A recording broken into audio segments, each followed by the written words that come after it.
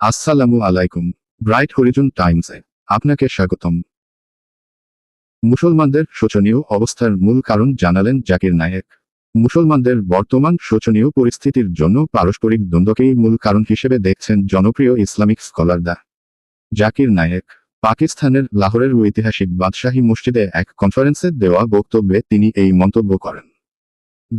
জাকির নায়েক বলেন, মুসলমানদের বর্তমানে যেই পরিস্থিতি তা নিজেদের মধ্যে অনৈক্য ও দ্বন্দ্বের কারণে। আমাদের মাঝে ভেদাভেদ না থাকলে আমরা বিশ্বের সবচেয়ে বড় পরাশক্তি হতে পারতাম।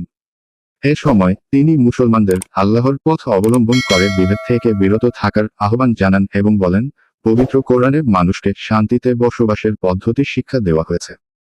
জাকির নায়েক আরও বলেন, বিশ্বে মুসলমানের সংখ্যা 2 বিলিয়নেরও বেশি। এরপরও ফিলিস্তিনিদের সবার সামনে হত্যা করা হচ্ছে। আল্লাহর ওপর দৃঢ় বিশ্বাস রাখলে আমরাই বিশ্বের পরাশক্তি হতে পারি।